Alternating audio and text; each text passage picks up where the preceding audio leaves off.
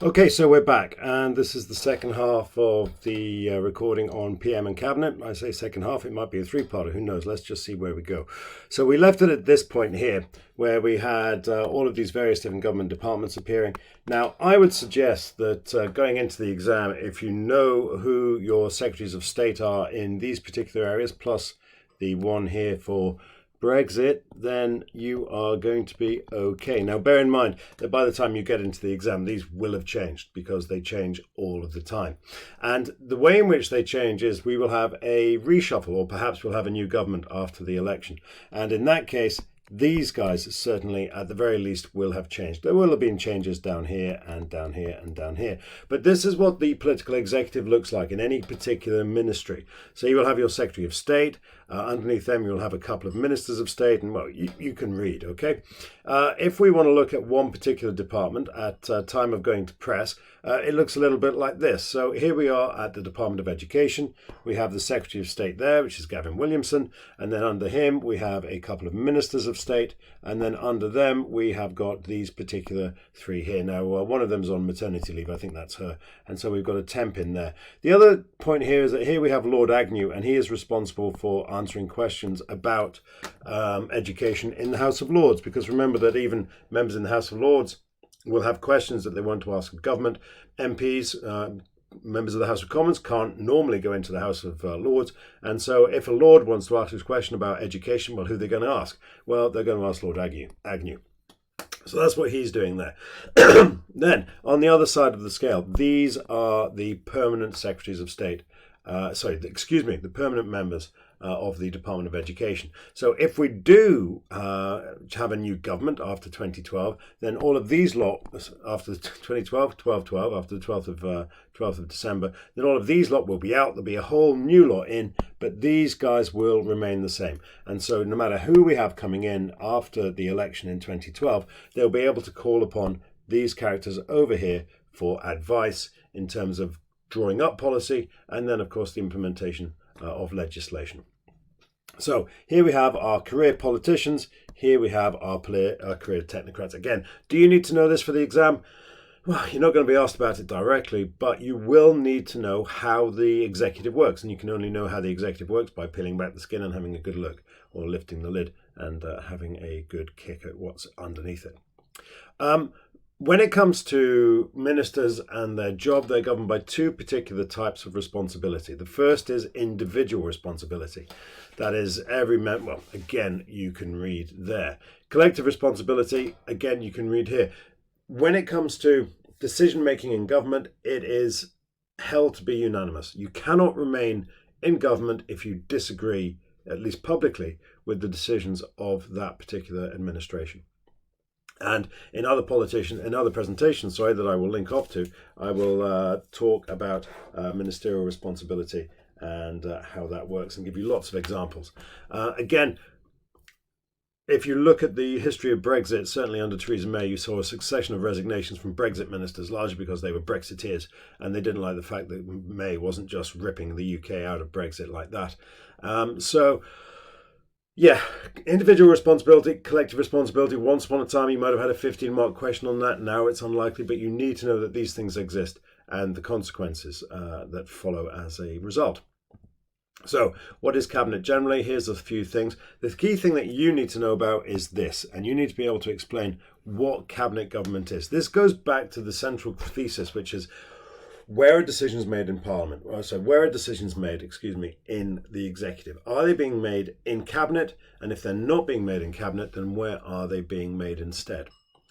And the answer to that is largely the Prime Minister, because he is the First Lord of the Treasury, Secretary of State of the Civil Service. But the most important thing that you need to know about the Prime Minister is this: primus inter pares, which means first among equals. What does that mean? I've got no idea. It makes absolutely no sense at all. You can't be first among equals. And so what it generally means is whatever the Prime Minister can get away with and whatever Cabinet is prepared to tolerate. This is about the relationship between the Prime Minister and the other people in Cabinet. How does that particular Prime Minister manage his powers within Cabinet?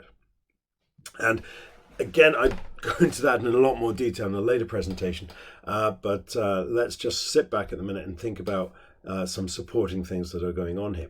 There are two huge offices within government that are there to help the Prime Minister. The first is the Prime Minister's own office, and the second is the Cabinet Office. Now, these are both civil services. Very important you remember that. These are two divisions within, the civil service, and they are therefore stocked with career bureaucrats. But they've been infiltrated. There are other people in these offices who are not civil servants, and those individuals are SpAds. These are special political advisors, and they're a relative recent phenomenon, and they're employed by individuals and politicians and not by the state. All of this is complicated, and again, not something that's necessarily going to come up in the exam, but you need to know it if you want to know how the decision-making process works within the executive. So here is our career politician. He has two advisors working for him. One of them is a civil servant, the other is a SpAD, and both of them will give different types of advice. The SpAD will argue what is the politically smart thing to do, whereas the civil servant, at least in theory, will be giving advice about what's best for the state. Again, are you going to need to do a deep dive into this? Probably not. But let me ask you this question. Which one of these do you think Dominic Cummings is? And I'll let you ponder on that. What sort of advice is Dominic Cummings giving Boris Johnson? Again, this goes back to the dim and distant days when no one had anything to talk about because we hadn't decided to vote to leave the UK at that point. So here you can see a full list of all of these bits and pieces about MPW or MWR. I'll try to remember to link off to this, although it may have dropped off the internet. Do a deep dive into this. Again, we're going right back into the Cameron administration. These are all special advisors, and you can see there the various different types that they're doing. And everybody else has special advisors, although perhaps not quite so many as the Prime Minister.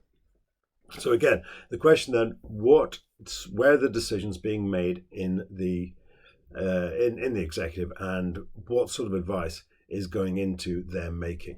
These people are not civil servants. They're not civil servants. Each of these is a career political advisor. And when David Cameron left government, many of these people left with him, and Theresa May replaced them with her own mob, not least Nick Timothy.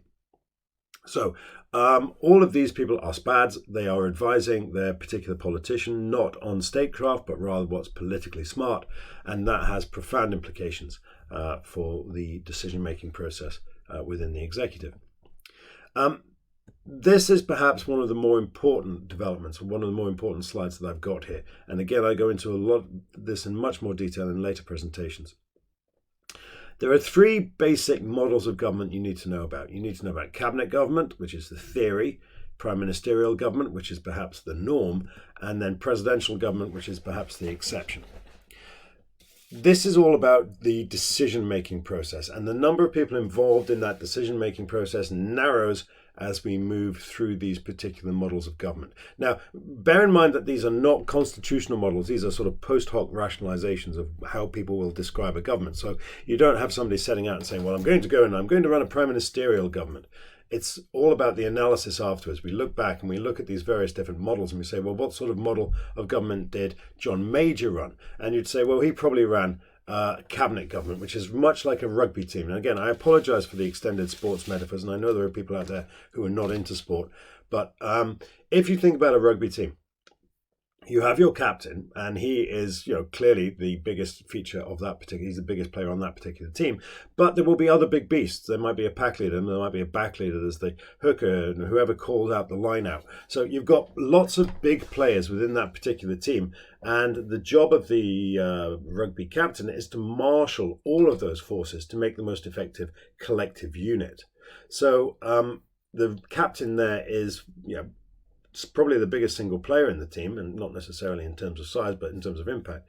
But his job is to pull everybody together and listen to the advice that he's getting from these various different features, and make decisions based upon that. Makes decisions about who kicks for goal and who and whether or not we go for a line out and so on and so forth. Again, apologies for those who are not into sport, but it's the best metaphor I can come up with at the given time. Now, shifting from there into prime ministerial government is really a question of degree. And here I'd look perhaps at the cricket team. And in terms of day-to-day activity, in terms of minute-by-minute activity, the captain of a cricket team has much greater influence, much greater responsibility than the captain of the rugby team. In a rugby team, there are various set points at which you call the scores, but after that, everybody just gets on with it. However, in a cricket team, the cricket captain is much more intimately involved in every single decision at every single stage of the game. So it's a much bigger role for the captain of your cricket team relative to your captain of your rugby team. We then draw out the analogy still further and we look at professional cycling. In a cycling team, the job of the other members of the team is to get the lead cyclist round, and certainly that is something that the Sky team was very, very good at. Everybody knew their role, everybody knew what they were supposed to do at any given time, and it was all about getting either Wiggins round or then Froome round, then of course Geraint Thomas round. So the job of the individual is defined by the greater team goal, and that is getting round to that first leader. Interestingly, certainly in terms of in each of those instances, the sort of transition of power came perhaps slightly ahead of the leader's expectation. So Wiggins found himself overtaken by Froome, then Froome found himself overtaken by Thomas, and then Thomas found himself overtaken by the winner of the Tour. I'll look it up. But again, the job of the team is to get around that one individual. And while it's not a perfect analogy, I quite like it, and I think it may help. And apologies if it doesn't, and apologies again if you're not really into sport. But here's about where are decisions being made. And at each time we go down this, we see more and more decisions being made by the leader of the team, and a certain relegation being attached to the other members of that team. Now, there are a couple of odd anomalies that you need to know about, and these are the core executive and quad government. Core executive we can certainly look at in terms of Blair and perhaps to a certain extent Cameron. Quad government, this was more to do with the coalition, and it was a bit of a historical anomaly, and we'll perhaps try to talk about that later. But basically, those were your four members of the core. It's about where are decisions being made, and I do go on to explain this in other videos. I will link off to those other videos in due course, but what I want to do right now is just talk about this one. This is, if you don't listen to Nick Robinson, you definitely should. This is to do with the role of the Chief Secretary of Cabinet, Gus O'Donnell, in this particular instance, and that's very, very good. If you don't read the LSE blog, then again, you're missing out. And if you want to know how all of this works, well, there's no better demonstration of the workings of government, workings of Cabinet, than Yes, Prime Minister, and that particular episode is an absolute humdinger. Okay, I've got to the end of this particular presentation. I managed to get through it in two. I will link off to all of those. Sorry about the banging. If you can hear that coming through, that's my son hitting the drums upstairs. I'm going to go and shout at him. You have a look at this, and I'll see you in the comments section. Thank you very much. Have a great day.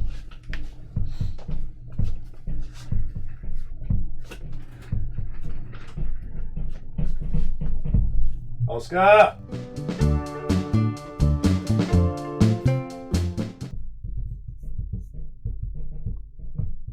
We're done. Bye.